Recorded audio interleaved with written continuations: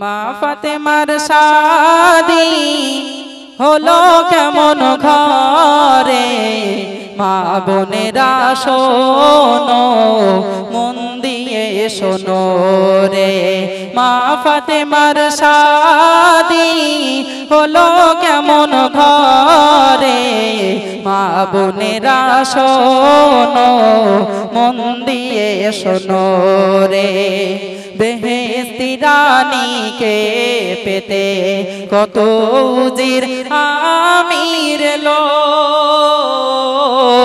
সাগর শ্বেতা মুক্তা পেতে শত শত ঘটক এলো।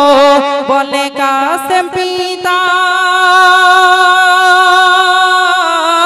বলে কাসেম পিতা সে এক কথা, বলে কাসেম পিতা সে এক কথা, শাদি দেব গরিব ঘরে। মা ফাতেমার শাদি হলো কেমন ঘরে, মা বোনেরা শোনো মন দিয়ে শোনো রে। মা ফাতেমার শাদি হলো কেমন ঘরে। শুনে এক গরিব ছেলে হায়দার আলী বলে, শুনে এক গরিব ছেলে হায়দার আলী বলে, রসুলের ঘরে চলে এলো রে। শেরে খোদাকে দেখে কামলিওয়ালা কহে হেসে, আমার দুলালিকে পেতে তোমার পুঁজি কি আছে। বলে আলী হায়দার,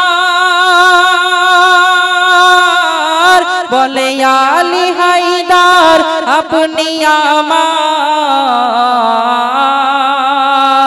বলে আলী হায়দার আপনি আমার, পুঁজি চিরকালের তরে। মা ফাতেমার শাদি হলো কেমন ঘরে, মা বোনেরা শোনো মন দিয়ে শোনো রে। মা ফাতেমার শাদি হলো কেমন ঘরে। বর্মওয়ার উঠো তলোয়ার এই দিন সম্বল আমার, বর্মওয়ার উঠো তলোয়ার এই দিন সম্বল আমার। এছাড়া পরওয়ারদিগার অন্তরে সরোয়ারে কায়ে না কয়, বর্মটা দিয়ে দাও আমায়। বর্ম বেচে বিয়ের খরচ দিন মোহরটা হবে আদায়। ডাকে আমিনার লাল, ডাকে আমিনার লাল শোন বেলাল, ডাকে আমিনার লাল শোন বেলাল। দাওয়াত করে এসো সবারে, মা ফাতেমার শাদি হলো কেমন ঘরে। ফাতেমার শাদি আজি ফুটেছে কুসুম রাজি, হুরেরা সাজাই সাজি বেহেশতে শ্বশুর বাড়ির তরফতে। ফাতেমাকে ডালা দিল না, দামি শাড়ি সোনার গহনা উপহার কেউ নিয়ে এলো না। ভেবে দু চোখ ফেটে, ভেবে দু চোখ ফেটে আসছে ছুটে, ভেবে দু চোখ ফেটে আসছে ছুটে। সারা বান্ত হুরাও ঝরে, মা ফাতেমার শাদি হলো কেমন ঘরে। তো নবী করিম সাল্লাল্লাহু আলাইহি ওয়াসাল্লামের বেটির বিয়ে হলো। বর্তমান সমাজে বিয়ে হলে পরের দিন পাড়ার চাচিরা সব চলে আসে, এসে বলে কই দেখি তোমার আম্মারা আব্বারা কি দিয়েছে, কানের দিয়েছে, কই দেখি তোমার আব্বারা হাতের দিয়েছে, গলার দিয়েছে, এই রকম ভাবে বিভিন্ন কথা বলে। কিন্তু নবী করিম সাল্লাল্লাহু আলাইহি ওয়াসাল্লামের কলিজার টুকরির বিয়ে হলো, তিনি কি কি দিয়েছিলেন। আমরা অনেক মেয়েরা আছি বিয়ের আগে, বিয়ের জন্য আগে থেকে প্রস্তুতি নেই।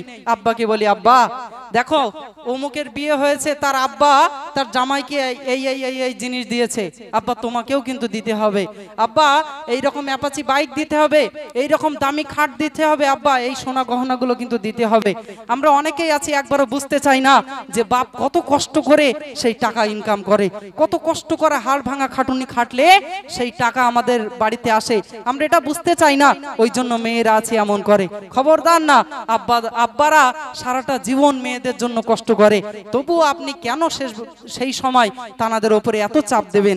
কবি অতি মূল্যবান কথা লিখছেন। আর দেখুন আমরা মনে করি বিয়ের সময় ধনী পরিবার থেকে বিয়ের প্রস্তাব আসলে বিশাল ব্যাপার, ওই বাড়ি মেয়ে বিয়ে দিলে মেয়ে আমার সুখে শান্তিতে থাকবে। ওরে আল্লাহ, দুদিন পরে দেখা যায় সে মেয়ে কত কষ্টের মধ্যে আছে।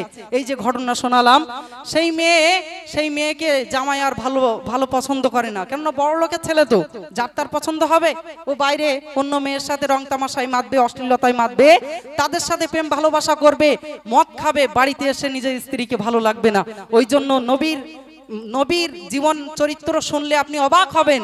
নবীজি চাইলে তো এই গজলে শুনেছেন, যখন নবীর বেটির বিয়ের কথা বললেন, ওই মক্কা নগরী মানে চারিদিক খবর হয়ে গেল, কত যারা ধনী ব্যক্তি ছিল তারা চলে আসলো, কেন নবীর বেটির সাথে বিয়ে করবে, কত শত ঘটক আসলো, ভালো টাকা পাবে।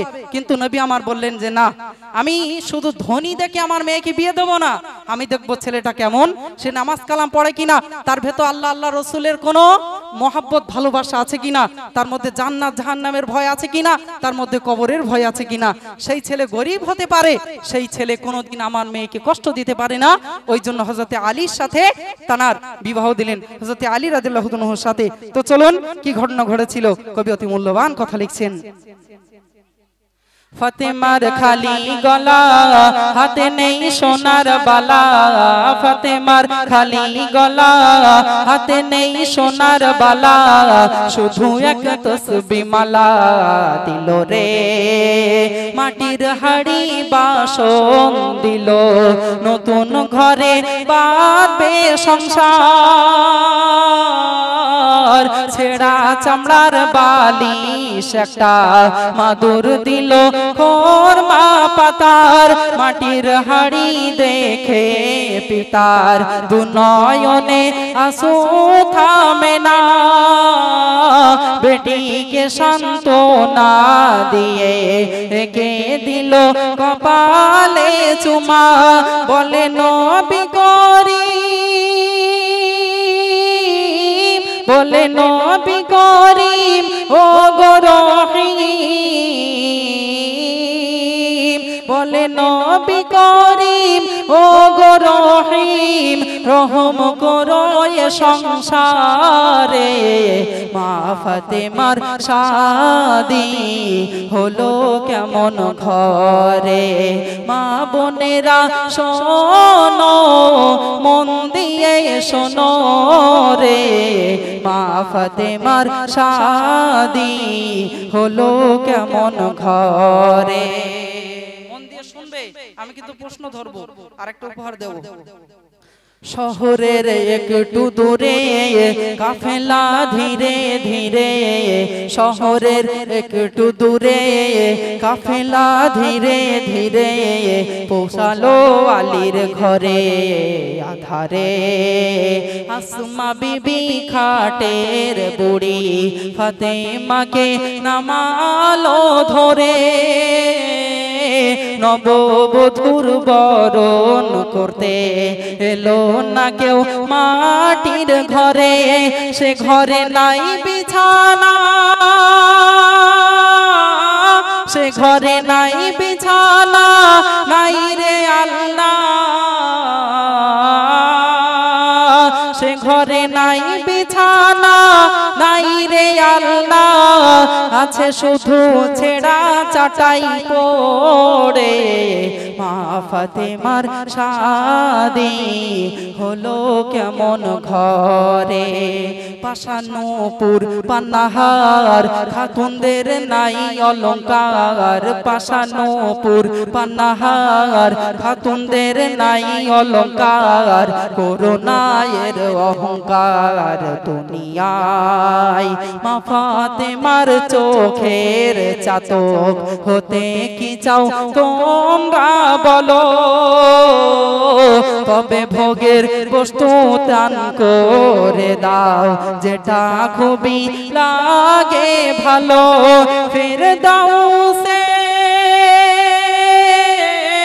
ফেরদাউসে যাবে হেসে বলে উবাইদুল্লাহ সজরে মা ফাতেমার শাদি হলো কেমন ঘরে। মা বোনেরা শোনো মন দিয়ে শোনো রে মা ফাতেমার শাদি হলো কেমন ঘরে। নারে তাকবীর। আলহামদুলিল্লাহ শুনলেন। আসলে আমার বেশিরভাগ এইরকম ঘটনামূলক গজল আপনারা জানেন, ইউটিউবে দেখেন। তো ধুমধাড়াক্কা গজল যেগুলো আছে সেগুলো বলেছি, আরো বহু আছে। তো এই যে গজলগুলো ধুমধাম বললে কি হয়, মানুষ বুঝতে পারে না, তাতে করে একটু হয়তো ভালো লাগে, একটু ভালো লাগে, কিন্তু মূল যে গজলের মজা, গজল থেকে যে আমরা কিছু নেব সেটা হয় না। এই ঘটনামূলক গজলগুলো আমার এই জন্যই যে মানুষ কিছু বুঝুক, সেই মতো আমল করুক, তবেই তো বাস্তবায়ন হবে। এত টাকা খরচ, এত সময় বসে শোনা, তবেই সার্থক হবে। তো এই যে ঘটনা শোনালাম খাতুনে জান্নাত ফাতিমার ঘটনা, তিনি যেমন ভাবে সংসার জীবন করেছিলেন। আমার একটা গজল শুনেছিলেন, জান্নাতি হতে চাও যদিও গো নারী, পর্দা পুশিদা হও গো মা জননী। কত ভালোভাবে তিনি তোমার স্বামীর সাথে ব্যবহার করতেন। আপনারা শুনেছেন কাঠুরিয়ার বিবি সবার আগে জান্নাতে যাবে, ওটাও আমার ঘটনার গজল, ইউটিউবে শোনেন।